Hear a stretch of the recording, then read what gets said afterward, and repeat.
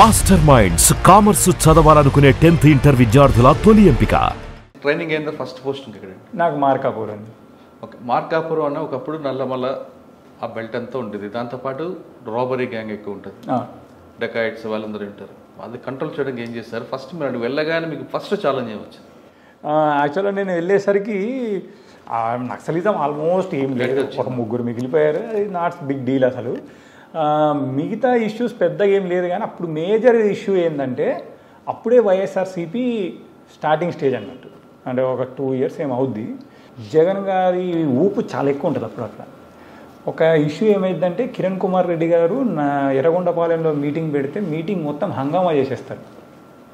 ఇప్పుడు నేను వెళ్ళడానికి ఒక 4-5 months 6 months before.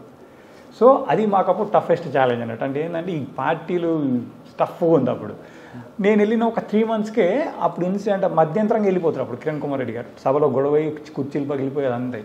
So 3-4 months తర్వాత మళ్ళీ కిరణ్ కుమార్ గారు సార్ షెడ్యూల్ వస్తుంది, మేము వస్తున్నాము. ఈసారి ఏంటంటే 1 full day స్పెండ్ చేస్తా అంటారు అక్కడ సీఎం హోదాలో. సీఎం హోదాలో సార్ ఏంటంటే ఫస్ట్ నా ఏరియాలో మొదలుపెట్టి మార్నింగ్ నైట్ స్టే కూడా నా దగ్గర ఉంటారు. మళ్ళీ ఆ రోజు వేరే ఎండింగ్లో, ఈ వైపు మొదలు ఈ వైపు అన్నట్టు. నెక్స్ట్ డే వెళ్ళిపోతారు. సో అప్పుడు మా ఎస్పీ గారు ఆ ఇన్సిడెంట్ ఉంది కదా దృష్టిలో, సార్ అడిగారు అన్నట్టు. సార్ అడిగితే నథింగ్ ఇష్యూ సార్. నాకు అప్పుడు ఏంటంటే I have good Rayalaseema people very nice అంటే అంటే చాలా చోట్ల రాయలసీమనే చెప్పలేము, ఎక్కడైనా ప్రజలు చాలా వరకు మంచి వాళ్ళనే ఉంటారు. మనం బట్టే మనం అప్రోచే మోస్ట్ ఇంపార్టెంట్. ఇప్పుడు నేను చాలా చోట్ల చేశాను, రాయలసీమలో చేశాను, ఆంధ్రాలో చేశాను, నా గ్రౌండ్ ట్రైనింగ్ విశాఖపట్నంలో అయింది, ఇప్పుడు తెలంగాణలో. ఎక్కడా కూడా పబ్లిక్ మనం సరిగ్గా ఉంటే మనం ఇచ్చిన దానికి 1000 రెట్లు ఇస్తారు వాళ్ళు రిటర్న్గా. నేనేం చేశానంటే అప్పుడు కిరణ్ కుమార్ గారు వస్తున్నారని చెప్పి వాళ్ళు రావడానికి 3 days బిఫోరు మొత్తం వాళ్ళందరినీ పిలిచాను. ఎవరైతే ఆ ఏరియా మండల్ లీడర్సు, ఎస్ఆర్ పంచెస్ అందరినీ పిలిచి ఇది సిచ్యువేషను, నేను ఉండాలనుకుంటే మీరు డిస్టర్బ్ చేయొద్దని చెప్తాను వాళ్ళకి. You believe it or not 3 days అందరు హైదరాబాద్ వెళ్ళిపోయారు. అంటే ఆ రోజు ప్రజలు మనకిచ్చిన గౌరవం అది. అసలు పిన్ డ్రాప్ కూడా ఎక్కడ కాలేదు, అంత పీస్ఫుల్గా అయింది. అంటే అసలు ఒక్కరిని కూడా అరెస్ట్ చేయలేదు, ఎక్కడ కూడా చిన్న డిస్టర్బెన్స్ కూడా లేదు. మా ఎస్పీ సార్ చాలా హ్యాపీ ఫీల్ అయ్యారు. సార్ కూడా అన్నారు గుడ్ చాలా మీకు మంచి ర్యాప్ ఉంది. మాకు first SP sir Raghuram Reddy sir, excellent officer. ఆయన కూడా మీకు చెప్పాను కదా సాంబశివరావు సార్ అని. ఇక సీఎం అలాగే ఆ సొంత అంటే ఏమంటారు బ్రదర్ ఎలా చూసుకుంటారో అలా చూసుకునేవారు sir. I feel so happy. అంటే కెరీర్లో మనకు నేర్చుకోవడానికి అలాంటి ఆఫీసర్స్ ఆయన చాలా నేర్పారు నాకు.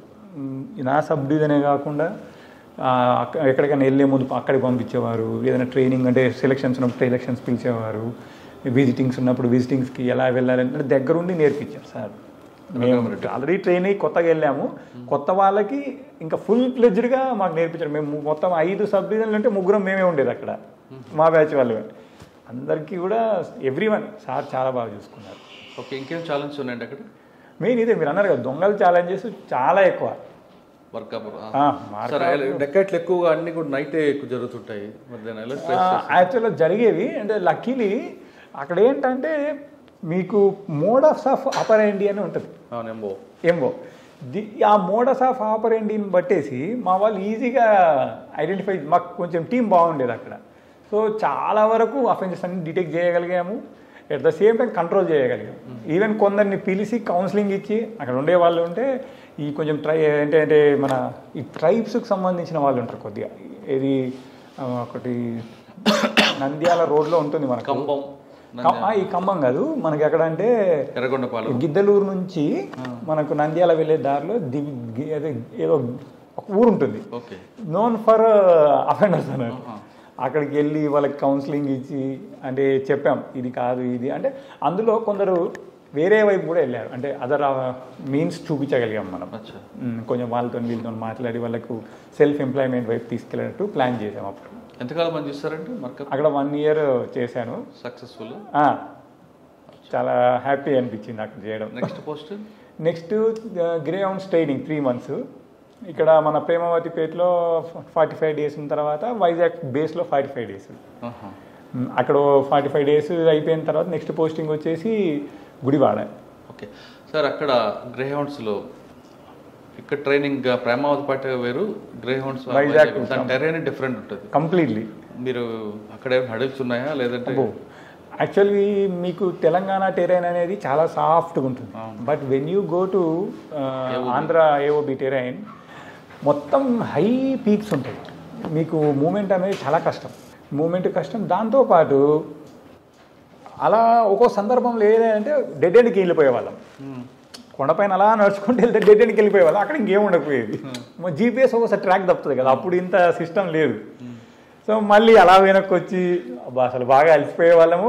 బట్ ఏఓవిలో ఏంటంటే మేము రిటర్న్ వచ్చేటప్పుడు ఈ విలేజెస్ కొన్నిటికి అంటే లాస్ట్ డే వరకు ఎక్స్పోజ్ అవ్వకపోయేది, చివరి రోజు పికప్ చేసుకోవడానికి విలేజెస్లో వచ్చేవాళ్ళం. అప్పుడు విలేజెస్ వాళ్ళతో మాట్లాడేవాళ్ళం, దే ఆర్ వెరీ గుడ్. మీరు అక్కడ బలిమల ఇన్స్టిట్యూట్కి వెళ్ళారా? అక్కడ వెళ్ళలేదండి.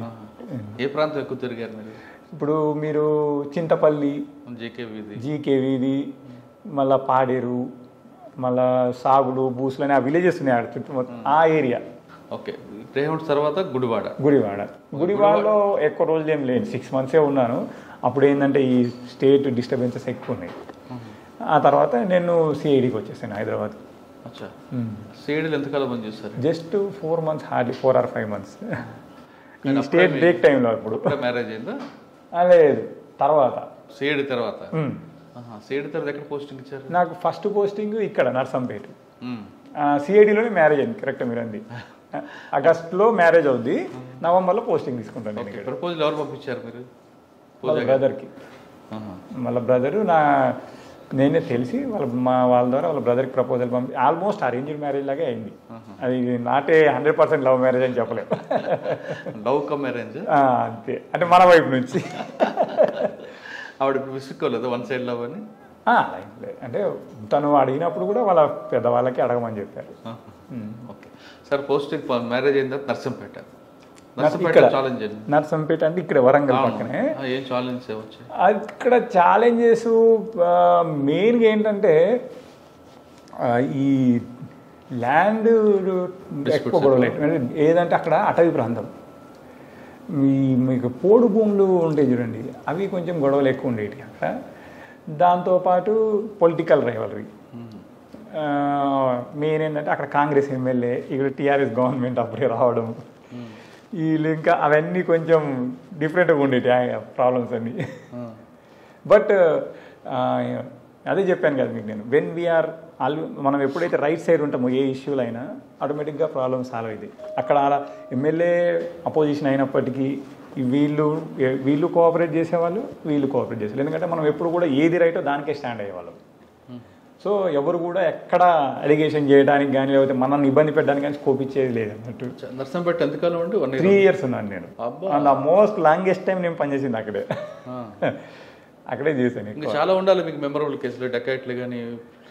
డెకాయిట్లు అంటే ఇప్పుడు మర్డర్ ఫర్ గెయిన్ ఒకటి ఉంటుంది నర్సంపేటలో. మర్డర్ ఫర్ గెయిన్లు నేను ఉన్నప్పుడు నర్సంపేటలో పెద్దగా ఏం జరగలేదు మర్డర్స్. అంటే స్టార్టింగ్లోనే నేను బాగా టైట్గా సెట్ చేసుకున్నాను. అంటే గుడివాళ్ళు ఉన్నప్పుడు ఒక మర్డర్ అయింది, అది నా కెరీర్లో జరిగిన ఇంట్రెస్టింగ్ మర్డర్ అదే అన్నట్టు. ఓకే, ఏంటంటే యాక్చువల్ గుడివాళ్ళు ఏమైందంటే మనకు విజయవాడ నుంచి గుడివాడకు వచ్చే దారి ఉంటుంది, రహదారి. ఆ రహదారి పైన ఒక వ్యక్తిని బైక్ పైన వస్తూ ఉంటే అసలు ఒక రకంగా చెప్పాలంటే పీస్ చేసేస్తారు తలని, మొత్తం ఇక్కడ నుంచి ఇలా కొట్టేస్తారు ఇదంతా. నేను హైదరాబాద్లో ఉంటాను, అది జరిగిందని చెప్తారు. వస్తూ సైడ్ యాక్ట్ ఇన్సిడెంట్ అక్కడికే వస్తాం. అక్కడికి వచ్చేసరికి మనకి ఏ క్లూసు ఉండవు అన్నట్టు, ఎందుకు చంపారు అనేది ఏం ఐడియా ఉండదు. తర్వాత మనం ఏంటంటే అది వివిధ మీన్స్లో ఎవరు ప్రాబ్లము అంటే ఎవరు చేసి ఉండొచ్చు ఏంటని అన్నీ చూస్తూ ఉంటాం. బట్ ఏ రకంగా చూసినా అసలు ఏం క్లూ దొరకదు మనకు. తర్వాత ఏం చేస్తామంటే ఒక 2 days తర్వాత 3 days తర్వాత చూసినప్పటికీ ఏ క్లూ రాకపోతే మళ్ళీ ఒకసారి సేమ్ మర్డర్ జరిగిన ప్లేస్కి వెళ్ళి నైట్ టైం అన్నట్టు, నైట్ టైం వెళ్ళేసి అంటే అది వెహికల్ మూమెంట్ ఎక్కువ ఉంటుంది. నైట్ టైం వెళ్ళి మొత్తం టార్చ్ లైట్ పెట్టుకొని క్షుణ్ణంగా పరిశీలిస్తాం అన్నట్టు. పరిశీలిస్తే ఒక కీ దొరికిపోయి మనకు అక్కడ. ఆ కీ ఎవరిదై ఉంటుందా అని చెప్పి ఇప్పుడు మనం ఈ సస్పెక్ట్ లిస్ట్ ఒకటి పెట్టుకున్నాం, అదేంటంటే బైక్ కీ. ఆ సస్పెక్ట్ లిస్ట్ పెట్టుకొని ఎవరు ఆ టైప్ ఆఫ్ బైక్ యూజ్ చేస్తారా అని చెప్పి మొత్తం చూసిన తర్వాత అందులో కొందరు ఉన్నారు అన్నట్టు, ఒక 7 or 6 సేమ్ బైక్ యూజ్ చేస్తారు. సేమ్ బైక్ యూజ్ చేసి దాంట్లో ఒక్కొక్కరిని మనం టిక్ చేసుకుంటూ ఎవరై ఉండొచ్చా అని చెప్పి ఫస్ట్ లాస్ట్ దానికి 2కి మినిమైజ్ చేసాం. 2కి మినిమైజ్ చేసిన తర్వాత ఫస్ట్ చాయిస్ ఎవరిని తీసుకుందాం అని చెప్పి ఒక్కళ్ళని తీసుకొచ్చి అంటే మనకు ప్రాబబిలిటీస్ తెలుస్తాయి కదా అతనే అయ్యి ఉండడానికని అది అతను తీసుకొచ్చి మాట్లాడుతూ అతను ఫస్ట్ మా వాళ్ళు కూడా ముందు ఒకసారి పిలిపించి మాట్లాడితే ఏం చెప్పడు. ఆ రోజు మాట్లాడుతూ నేను అంటాను, మీ బైక్కి మీ దగ్గర ఉందా అని అడుగుతాను. ఫస్ట్ అడిగితే అతను నా దగ్గరే ఉంది సార్ అది ఇదని చెప్తాడు. ఓకే ఒకసారి ఇవ్వండి ఏంటంటే అది తీసిస్తాడు. అది ఏంటంటే ఫ్రెష్ కీ ఉంటుంది అన్నట్టు. దానికి అంటే మిగతా కీస్ అని ఓల్డ్ ఉంటే అదొకటి ఫ్రెష్ కీ ఉంటుంది అన్నట్టు. ఇది పాతదానిలాగా లేదు, ఇందులో అన్నీ పాతయి. ఇది లేదు సార్ ఎప్పటి నుంచి అదే వాడుతున్నా అంటాడు. సర్లే అబద్ధం ఎందుకు చెప్తావు, నీ పాతకి నేను ఇవ్వనా అని అడుగుతాను. అనగానే కాలు పట్టుకుంటాడు, సరెండర్ అయిపోయాడు. అంటే చూడండి, అంటే మనము ప్లేస్ ఆఫ్ అఫెన్స్ ఎంత ఇంపార్టెంట్ అన్నాడు, సీన్ ఆఫ్ అఫెన్స్ అనేది ఎంత ఇంపార్టెంట్ అనడానికి 3 days ఎన్నో రకాలుగా మనం హార్డ్ వర్క్ చేసినా దొరకలేదు మనకు. అదే సీన్ ఆఫ్ అఫెన్స్ని క్షుణ్ణంగా పరిశీలించడం వల్ల ఒక చిన్న క్లూ తోటి కేసు డిటెక్ట్ అయిపోయింది కంప్లీట్గా. ఎవరు సరెండర్ అయ్యాడు? అతనే సరెండర్ చేశాడు. యాక్చువల్గా ఏంటంటే అక్కడ వీళ్ళ వైఫ్ తోటి వాడికి ఇల్లీగల్ ఇంటిమసీ ఉంటుంది. డిసీజ్డ్ వైఫ్ తోటి అది వాడు మనసులో గ్రడ్జ్ పెట్టుకుంటాడు. ఎలాగైనా వాడిని ఏదో చేయాలని ఎప్పటి నుంచో థింక్ చేస్తాడు. ఇంకా తట్టుకోలేకపోతాడు అన్నట్టు. చాలాసార్లు చెప్పి చూస్తాడు, బట్ దట్ ఫెలో మారకపోయేసరికి ఇంకా ఇది కాదు పరిష్కారం అని చెప్పి చంపేస్తాడు అన్నట్టు. ఈ కొబ్బరి బొండాలు చెక్క కత్తులు ఉంటాయి కదా, దాంతో నరుకుతారు. లిటరల్లీ ఆ రోజు నిన్న అంటే ఇలా పట్టుకొని లేకపోతే ఇక్కడ మాత్రం వేలాడుతుంది బాది హెడ్, అంతలా నరికారు అన్నట్టు బాగా. ఒక్కడే అనే టీం ఒక టీమర్, 3 మొత్తం. వాళ్ళ బావమరుదులో 2, ఇతను ఒకతను. డిసీజ్డ్ వీడు అక్యూజ్డ్ వైఫ్తో ఇల్లీగల్ ఇంటిమేట్. ఎస్ అది. అంటే మీరు అందులో చెప్పాల్సింది ఏంటంటే ఎన్నిసార్లు మనం రిపీట్గా చూస్తుంటే సీన్ ఆఫ్ అఫెన్స్లో అంత దొరుకుతుంది. అంటే అక్యూజ్డ్ అంటే అంటే మన పోలీస్లో ఒక ఓల్డ్ సామెత ఏంటంటే ప్రతి ముద్దాయి అంటే ఎవరైనా తప్పు చేసే వ్యక్తి ఏదో ఒకటి వదిలేసిపోతాడట తనకు తెలియకుండా. అది అంటే నాకు ఆ విషయంలో నిజమైంది ఒకటి నేను చూసిన కేసులు. కానీ సాధారణ కొంతమంది ఆఫీసులు ఏమంటారంటే టైం పెరుగుతుంది కొద్ది క్లూస్ పోతుంటాయి. ఎస్, అది 100%. మనము అఫెన్స్ అనేది ఎంత తొందరగా దాన్ని ఎంట పడితే అంత తొందరగా డిటెక్ట్ అవుతుంది. If you lose the time it will become complication. అది ఇంకా లాస్ట్కి అదేమంటారు కోల్డ్ స్టోరేజ్కి వెళ్ళిపోయే పరిస్థితి వస్తుంది. అచ్చా, ఇక్కడ మీకు నర్సంపేటలో ఏమైనా దొరకలేదా? మర్డర్ ఫర్ కాదు కానీ వేరే మంచి మర్డర్ ఫర్ అంటే ఇక్కడ కొంచెం ఇవి ఉండేటి ఏంటి మన ఈ చిల్లర మావోయిస్ట్ కాకుండా అది ఏమంటారు మనకు జనశక్తి అని అలాంటివి ఎన్డీ అంటారు, డెమోక్రసీ న్యూ డెమోక్రసీకి సంబంధించిన ఈ దళాలు ఉండేవి అన్నట్టు. ఆడు విక్రమ్ అని ఒకడు ఉంటే ఒకసారి వాడిని పట్టుకొచ్చాము, ఇంకోసారి ఏదో ఈ వెపన్స్ పట్టుకొని ఉన్నారంటే అక్కడ కొందరు డిఫరెంట్ టైప్ వెపన్స్ సీజ్ చేసాము, వాళ్ళని పట్టుకోవడం జరిగింది. కానీ అక్కడ క్రైమ్ నేచర్ ఏదండి నర్సంపేటలో? క్రైమ్ నేచర్ స్పెసిఫిక్ క్రైమ్ ఏమి ఉండదు అక్కడ. అంటే ఒకప్పుడు గాంజా ఉండేది, మేము ఉన్నప్పుడు కూడా చాలా చిన్న మొత్తం గాంజా. రెండోది ఏంటంటే మెయిన్గా మేము టార్గెట్ చేసింది అక్కడ ఈ గుడుంబ విపరీతం అన్నట్టు. నర్సంపేట అనేది ఎక్కువ తాండాలు ఉంటాయి, ఈ నెక్కొండ ప్లేస్, ఇక్కడ వచ్చేసి దుగ్గొండి మండలము ప్లేస్, అటు చెన్నరావుపేట అని ఉంటుంది, ఇటు ఖానాపూర్, అవన్నీ ఏంటంటే పాపం ట్రైబల్స్ ఉంటారు, వాళ్ళకి అది గుడ్డా బేడా అనేది దే డోంట్ నో. సో మేము ఉన్నప్పుడు ఏంటంటే ఫస్ట్ నేను మొదలుపెట్టింది అదే. లక్కీలీ నాకు ఎస్ఐస్ సిఐస్ కూడా బాగా సపోర్టివ్గా దొరికారు. అదే టైంలో మాకు అంటే గవర్నమెంట్ కూడా తెలంగాణ గవర్నమెంట్ అప్పుడే రావడము, కేసీఆర్ గారు ఏం చేశారంటే దీన్ని మనం పూర్తిగా ఎరాడికేట్ చేయాలి, వీళ్ళకి మనము ఏదో ఒక సోర్స్ అదర్ చూపించాలని చెప్పడము. ఇక్కడ జిల్లా కలెక్టర్గా వాకటి కరుణా మేడం గారు ఉండే, దాదాపు ఐ రిమెంబర్ ఈ రోజు కూడా 264 ఫ్యామిలీస్కి సమ్ అదర్ మీన్స్ చూపించి we have complete tried to eradicate. అంటే 100% ఎరాడికేషన్ చేసామని మేము చెప్పలేను, but I can say 90-95% we have done it.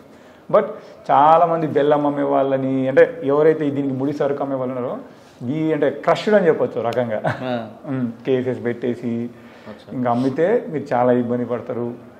మీరు ఒకవేళ మీరు నిజంగా కిరాణా షాపులు అంటే కేజీ 2 కేజీలు తీసుకెళ్తారు, కానీ ఈ కేజీలు తీసుకెళ్ళేవాడు కిరాణా ఇంట్లో ఏం చేసుకుంటారు?